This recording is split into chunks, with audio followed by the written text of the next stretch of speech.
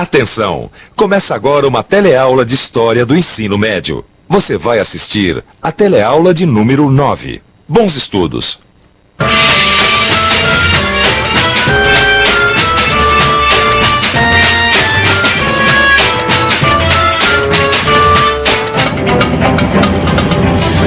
Você fala latim? Não? Eu também não, mas com certeza você já deve ter visto ou ouvido muita coisa em latim, que é a raiz do português que hoje a gente fala e que foi a língua dos romanos.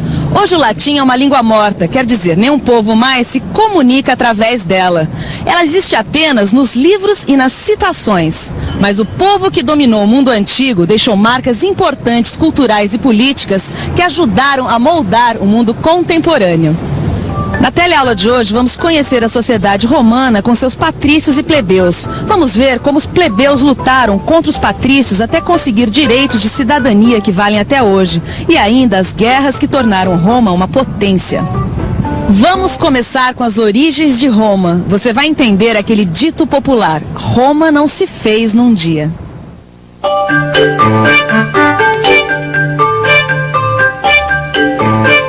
Roma, Itália. Salve Carla e Fabrizio. O nono de vocês está de volta à terra dele. Essa loba foi a que amamentou Rômulo e Remo, os dois fundadores da minha cidade. Vocês podem estranhar, mas Roma é tão antiga que a história da sua fundação virou uma lenda.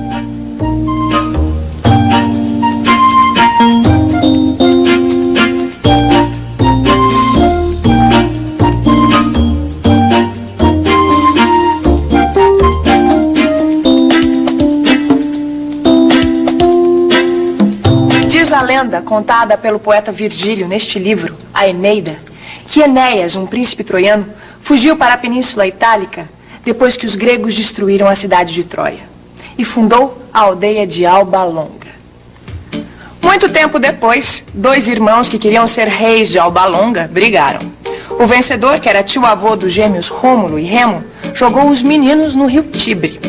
Os deuses protegeram os meninos, que foram amamentados por uma loba.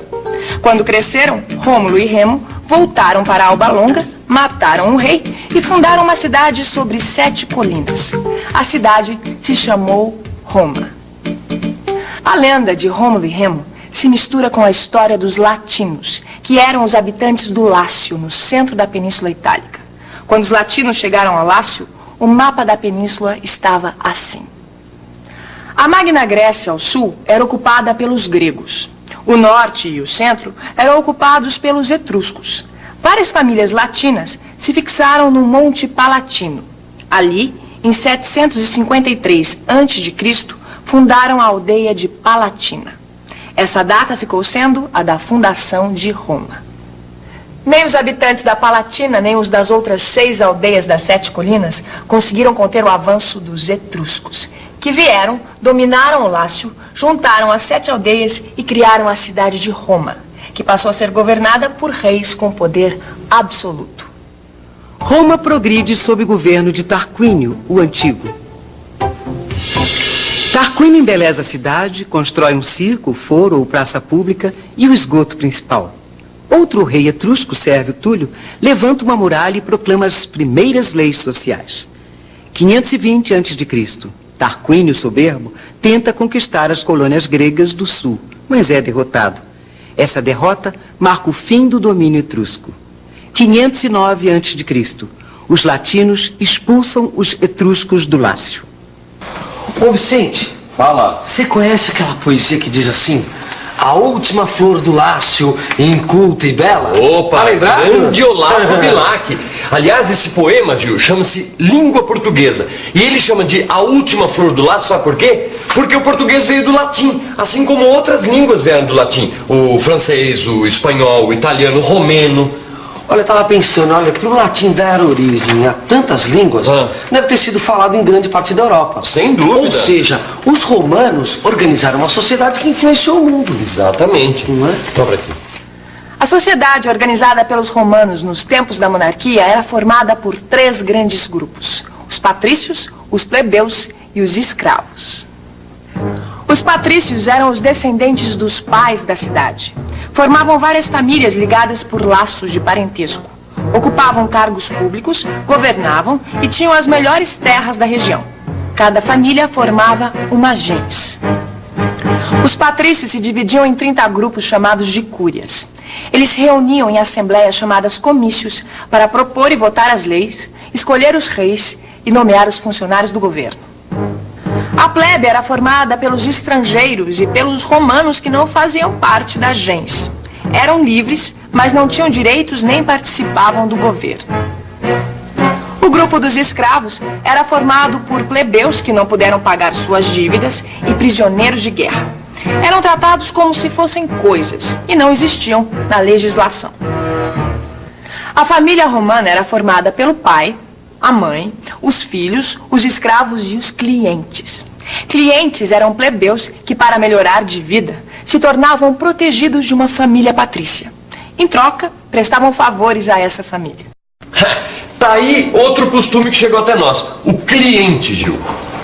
E tá aí uma palavra muito conhecida na política brasileira, clientelismo, que quer dizer troca de favores entre quem tem poder e os seus protegidos. Não é isso? Exatamente.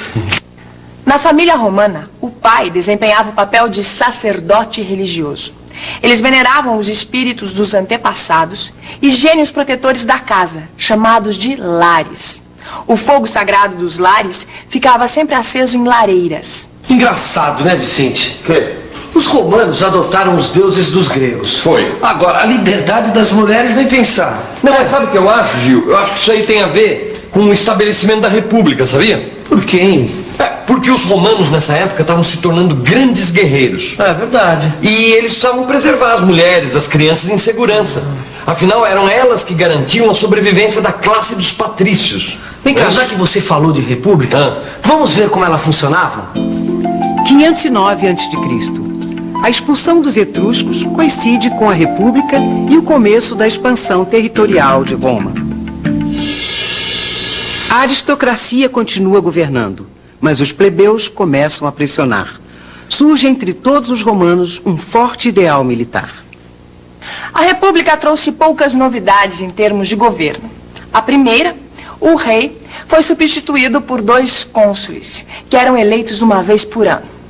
A segunda, em caso de alguma guerra ou de algum acidente muito grave, os cônsules eram substituídos por um ditador, que governava durante 6 meses e que tinha poder absoluto, inclusive de vida e de morte sobre os cidadãos romanos. Terceira, o Senado romano. O Senado era formado por 300 membros vitalícios, quer dizer, só eram substituídos quando morriam. O Senado foi assumindo papéis cada vez mais importantes, controlava o dinheiro público e podia vetar os atos dos comícios. Gil, pensa uma coisa, res quer dizer coisa, pública é pública mesmo, de todos, do povo. Agora, como é que esses caras chamavam de república um governo onde só os patrícios mandavam? Será que os plebeus tinham como lutar pela igualdade social? Não. Os plebeus tinham como lutar pela igualdade social por um motivo. A maioria das tropas do exército romano era formada por plebeus. Se eles lutavam nas guerras, era justo também que participassem do governo da cidade. Mas foram necessários 200 anos de luta até que os patrícios cedessem às pressões dos plebeus e igualassem os direitos sociais. Oi, você saberia me dizer um direito social ou um direito do cidadão? Sim, saúde. Que eu conheço, um direito de voto. Poder se candidatar a cargos públicos e poder escolher os representantes ou magistrados para os cargos públicos foi um dos primeiros direitos conquistados pelos plebeus romanos. E esses representantes que defendiam os plebeus eram chamados de tribunos da plebe. Outros representantes dos plebeus no governo eram os edis. Você sabe o que quer dizer edil hoje? Edil é um vereador. Não pense você que os patrícios aceitaram passivamente essas mudanças. Para equilibrar as conquistas dos plebeus, eles criaram os censores. Censores eram patrícios que faziam listas de todos os candidatos a cargos públicos e julgavam se eles eram dignos de serem eleitos. Assim, caso aparecesse um candidato muito defensor dos direitos dos plebeus, era só censurar. Em 454 a.C., foi escrita e publicada a Lei das 12 Tábuas. 12 pranchas de bronze como essa foram um ponto de partida para o que se ensina hoje nas faculdades de Direito como direito romano. Conhecendo as leis, os plebeus puderam participar dos comícios e, como eram maioria, aprovaram várias leis. 376 a.C. As leis licínias obrigam um dos dois cônsules a ser plebeu. 345 a.C. As leis canuleias permitem que plebeus se casem com patrícios. Agora, todo cidadão romano pode se candidatar e exercer qualquer cargo público. Olha, Vicente, agora que a casa está arrumada, eu tenho certeza que os romanos vão partir para novas conquistas de território. Você não concorda, não? Sem dúvida. Ainda mais que a gente já viu que o exército romano não era de brincadeira, não, hein? 265 a.C. Depois de dominar a Magna Grécia, Roma é dona absoluta da Península Itálica. Suas aspirações agora incluem terras da além-mar. Roma se tornou uma das cidades mais poderosas do Mediterrâneo. E era inevitável, portanto, que os seus interesses entrassem em choque com os de um vizinho muito poderoso, Cartago. Esse choque deu início a um período chamado de Guerras Púnicas, que duraram 120 anos. No norte da África, a cidade de Cartago era o centro de um próspero império comercial de origem fenícia, ou em latim, púnica. Na Primeira Guerra Púnica, que foi de 264 a 240 a.C., Roma conseguiu tomar a ilha da Sicília. Na Segunda Guerra Púnica, que foi de 220 a 202 a.C., Roma lutou contra o grande general cartaginês Aníbal. Mas nem Aníbal foi capaz de impedir os romanos de reafirmar seu poder sobre a península. Na Terceira e última Guerra Púnica, que foi de 150 a 146 a.C., Cartago foi totalmente arrasada e seus habitantes degolados.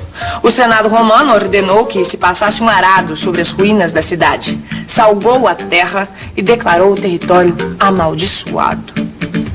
A partir desse momento, o norte da África se transformou em mais uma província romana. Agora que já mandava em todo o Mediterrâneo, Roma começou a conquista do Oriente e tomou territórios da Grécia e da Síria. Mas isso já é assunto para a próxima teleaula. Por hoje você fica com a revisão. E atenção, se liga aí que é hora da revisão. Na teleaula de hoje, você conheceu a lenda que se mistura com a história da fundação de Roma. E viu como a cidade passou de monarquia a república. A sociedade romana se dividia em grupos de patrícios, plebeus e escravos. Durante 200 anos, os plebeus lutaram contra os patrícios para conseguir direitos sociais. E conseguiram. Durante as guerras púnicas, os romanos destruíram a cidade de Cartago e se tornaram donos do norte da África. Na próxima teleaula, você vai conhecer a crise da República Romana e como o Império decaiu. E para não ficar nenhuma dúvida, dê uma bela olhada no seu livro de estudos e faça os exercícios com Animus et Fide, que em latim quer dizer com fé e coragem.